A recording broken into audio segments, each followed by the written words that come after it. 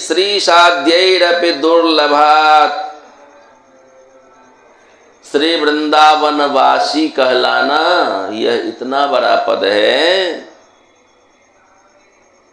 कि श्री साध्य, श्रीश मतलब श्री लक्ष्मी देवी और उनके ईश नारायण, लक्ष्मी और नारायण के लिए भी जो दुर्लभ पद है। लक्ष्मी नारायण वैकुंठ अधीश्वर तो हैं, वैकुंठाधिपति तो हैं, किंतु वृंदावन वासी नहीं बन पाए, वृंदावन वासी नहीं हो पाते, वृंदावन में प्रवेश नहीं है, दुर्लभ है उनके लिए। वो ललचाते रहते हैं, लालसा करते रहते हैं श्री वृंदावन में प्रवेश मिले, श्री वृंदावन की लीला रस का आस्वादन करें, है ना। अभी भी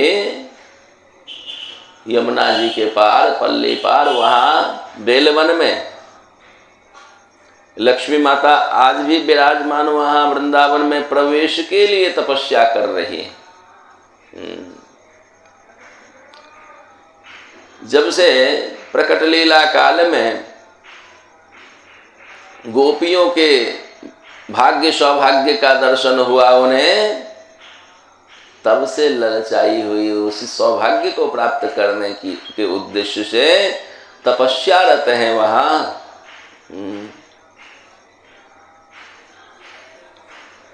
उन्होंने देखा जब इन ब्रज वासिनियों ग्वालिनियों का ऐसा सौभाग्य,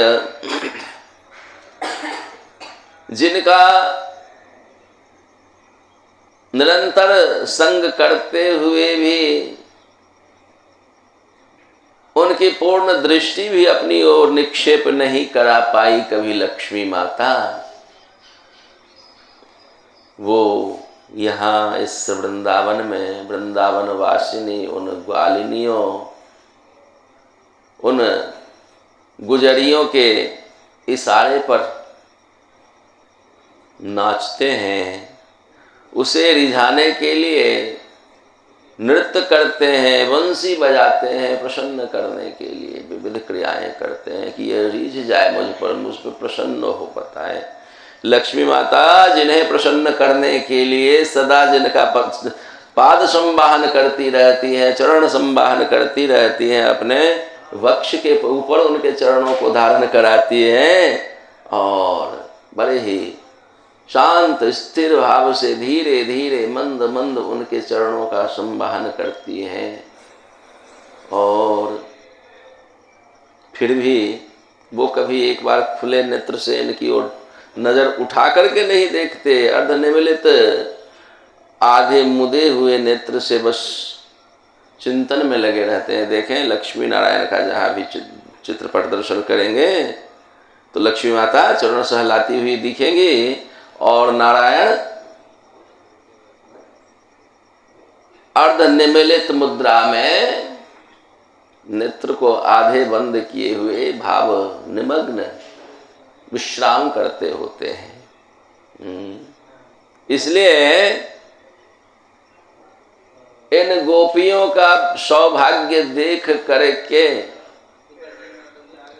लक्ष्मी मैया के मन में बड़ी लालसा बनती है कि ओहो देखो ये कौन सी तपस्या की है इन ब्रजवासिनी गोपियां, कैसा इसका भाग्य है। देखो हमारे ऊपर तो नजर उठाकर नहीं देखते कभी ठीक से, और ये इसके साथ हाथ में हाथ मिलाए नाच रहे हैं। ओ ये वृंदावन की विशिष्टता है, वैकुंठ में तो ऐसा होता नहीं कभी। हाँ वृंदावन की ओर प्रस्थान करती हैं, वृंदावन में प्रवेश करना चाहती हैं, किंतु यहाँ पर उनका प्रवेश नहीं है, क्योंकि ये श्री वृंदावनेश्वरी यहाँ की श्री सुहानंदिनी यहाँ की अधीश्वरी हैं, उनका अधिराज्य है।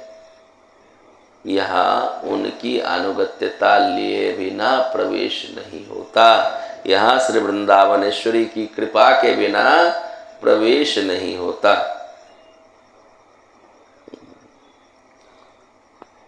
और लक्ष्मी माता वैभव की अधिष्ठात्री हैं,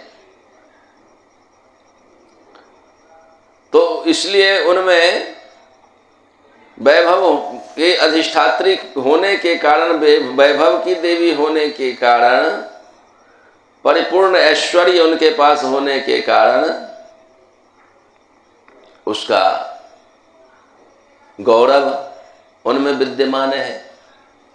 अब वो अधिष्ठात्री देवी वैभव की होकर के राधा रानी जो वनवासिनी ग्वालिनी, उनकी दृष्टि में उनकी शरणापन्नता, उनकी अनुगत्यता ले उनसे बनता नहीं है, उनका स्वभाव इसको स्वीकार नहीं करता है।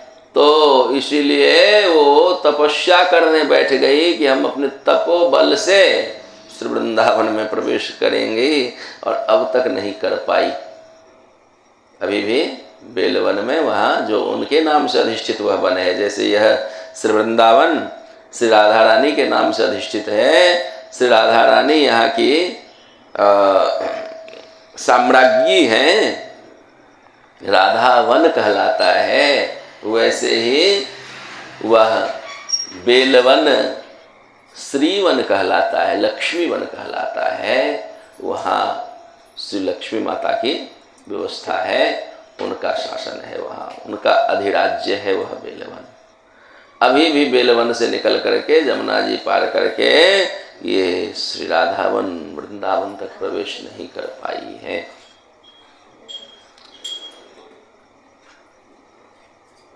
इसलिए यहाँ आचार्य चरण क्या बता रहे हैं, श्री साध्यैरपि दुर्लभाद अद्भुत पदाकांक्षी निहीनोप्य हो। लक्ष्मी नारायण के लिए